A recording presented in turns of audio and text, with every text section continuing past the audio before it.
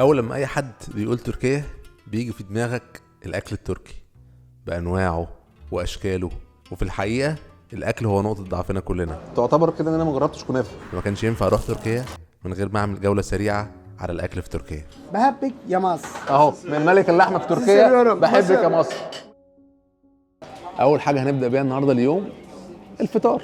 فالفطار التركي فطار كده خفيف ولذيذ. انا من ساعه ما جيت طبعا جربته كذا مره، فخلينا كده ننتظر الفطار واوريكم بقى جمال الفطار التركي.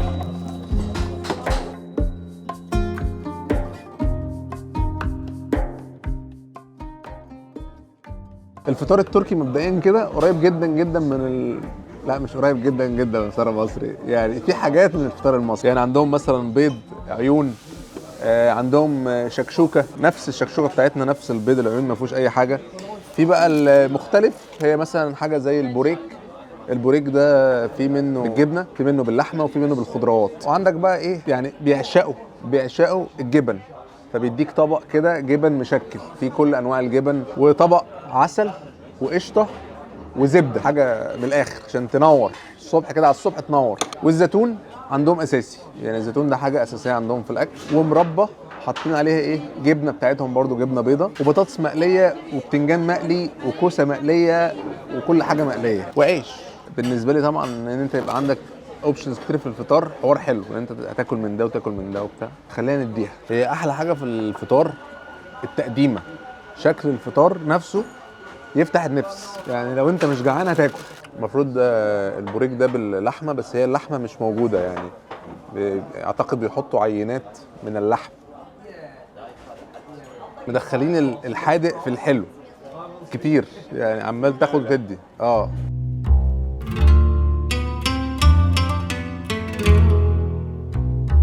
في بقى من الحاجات اكل الشارع عندهم هنا في تركيا هي الكستنه. اعتقد عندنا في مصر بيقولوا عليها في اسكندريه ابو فروه. انا يعني كذا حد بعت لي الاسم ده، بس انا ما اديها، انا ما جربتهاش قبل كده. مكسرات بس مشويه، يعني مثلا تجيب بندق ولا حاجه وتحطه على النار تشويه، مش الطف حاجه. يعني هتلاقي عربيات الكستانه دي في كل حته هنا في تركيا، في كل مكان، خصوصا في الشتاء لان هي بتبقى سخنه شويه. بص هي في الاساس بتبقى عليها قشره، بتبقى كده في الاساس بقشرتها، تحس ان هم كسرينها حته كده كسره صغيره، بيحطها على النار تبدا بقى ايه تفتح وتطلع من القشره بتاعتها. هنا بقى من داخل المطبخ التركي الاصيل. افتح يا باشا، افتح. بسم الله. اوبا. الغدا النهارده في المطبخ، هناكل في المطبخ التركي في مطعم مشهور جدا، ولكن مش هناكل في المطعم نفسه، هناكل في المطبخ عند واحد من اشهر الشيفات اللي موجودين هنا في تركيا. هيظبطنا بقى كده، يعمل لنا حاجه في الفرن وناكل من الفرن على طول، بالفرن على بقنا. كابورجا. الله. واو واو واو. سخن ملهلب. استنى. هذا bakalım. لذيذ. سبيشال.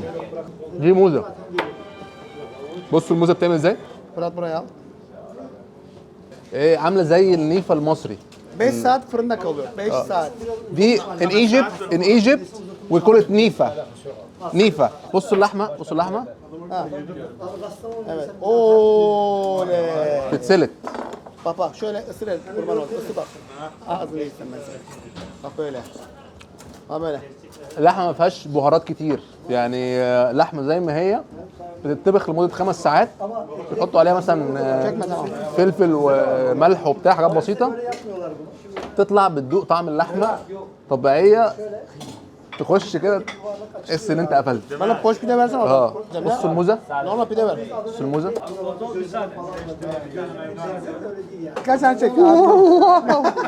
شيف حسين من اشهر الناس اللي هنا في تركيا اللي بيعملوا لحمه بالطريقه دي، وعندهم هنا مطعم يعني بيعمل لحمه بجميع انواعها. موزه. هات عليا. Hop maşallah. Hop. Mehmet. حلوين مع بعض من جوه، بياكلوا بعض. No له بهارات Hiçbir şey yok. زي ما قال لكم كده، مفيش بهارات. اللحمه دي بتطبخ زي ما بيقول كده في الفرن على الحطب بس، ولا في غاز ولا كهرباء ولا اي حاجه. حبيبي والله كده يعني كتير. بحبك يا مصر. اهو من ملك اللحمه في تركيا، بحبك يا مصر.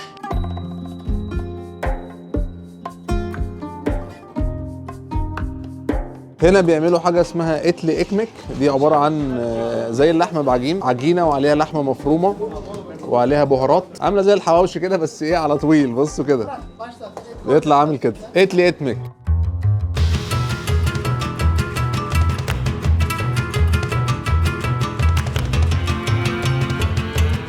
هنا بقى عندهم حلويات، طبعا هم متميزين جدا في الحلويات. بيعملوا حاجه اسمها قطمه، جايه من قطمه، عباره عن عجينه وفستق وقشطه وسكر، حاجه كده بتطلع عالميه. بيعملها زي الفطير كده، تحس ان هو بيعمل فطير،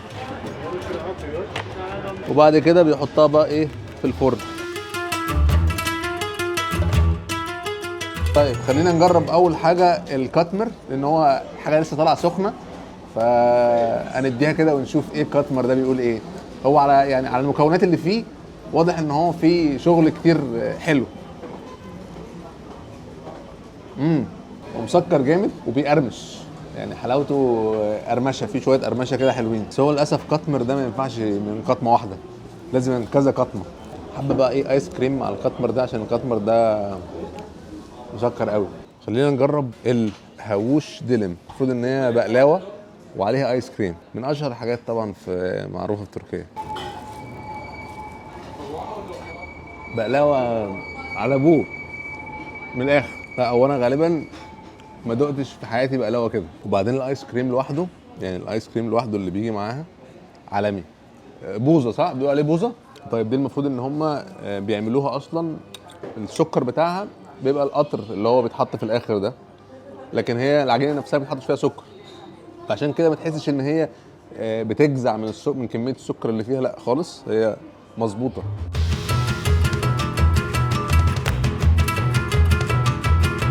دي بقى الكنافه يا جدعان، كما يقول الكتاب، حنفيه اللي بتنزل القطر مخصوص وبينزل عليها بقى ايه بالايس كريم، وبعد كده بالفستق. اديني نجرب بقى الكنافه التركيه، نخش كده دخله حلوه عشان ايه يعني نتوصى.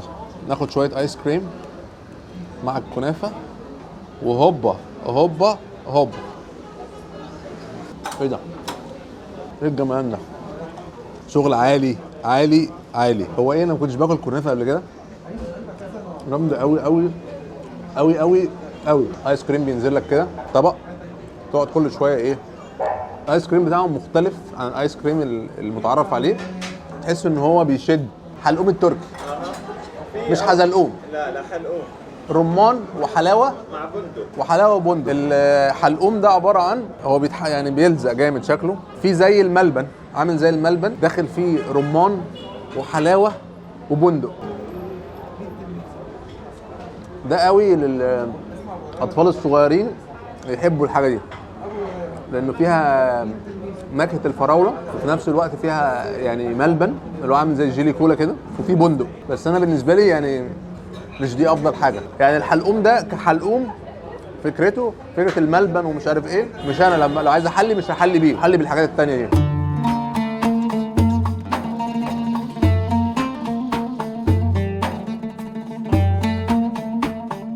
طيب جه وقت العشاء وانا جيت اتعشى هنا في محل اسمه اتش دي اسكندر. اسكندر دي اصلا اسم الوجبه نفسها، ولكن كمان اسم المحل. المحل ده منتشر جدا في تركيا، زي مثلا الفول والطعميه عندنا في مصر. هي الاكله الوحيده اللي بيقدمها المطعم، يعني المطعم تيجي المطعم المنيو عليه الاكله دي بس، مفيش اكلات تانية. فهي الاكله بالنسبه لهم حاجه كده اساسيه بياكلوها طول الوقت. فانا عشان كده قلت ايه اجي اتعشى بيها. هي ممكن تكون تقيله شويه على العشاء، ولكن يعني ايه ما كانش ينفع ان احنا نصور فيديو عن الاكل من غير ما نحط الوجبه دي. وها هي وجبه الاسكندر، عباره عن لحمه دونر ميت، او هم بيقولوا عليها برضو بعض الناس بيقولوا عليها شاورما.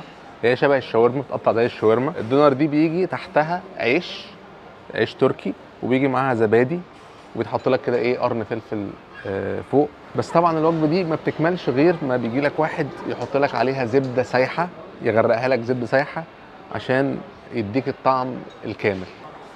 تاخد كده ايه معلقه جميله تلاقي فيها العيش واللحم مع بعض، تمام، وتديها.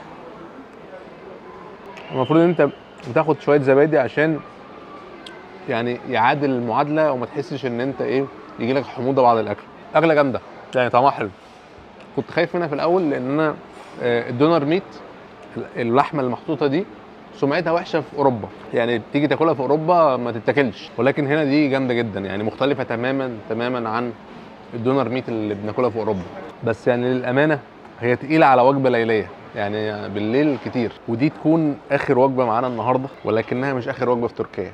تركيا مليانه اكل، الاكل اللي ظهر في الفيديو النهارده ما يجيش يعني 10% من الاكل بتاع تركيا. تركيا مليانه، ولكن دي اخر اكله النهارده في الفيديو بتاعنا، لان انا اصلا في الاساس انا ما كنتش جاي تركيا الفتره دي، ولكن جيت تركيا ليه؟ ده السبب اللي هتعرفوه بكره الصبح. يعني بعد الوجبه دي بكره الصبح في مشوار كده هاخدكم معايا فيه، اعرفكم انا اصلا جيت ليه تركيا. وتصبحوا على خير. صباح الخير، الساعه دلوقتي 6 صباحا والنهارده يوم التصوير. السلام عليكم. وصلنا اخيرا لوكيشن التصوير. تصوير النهارده هيبقى كله في البنزينه دي.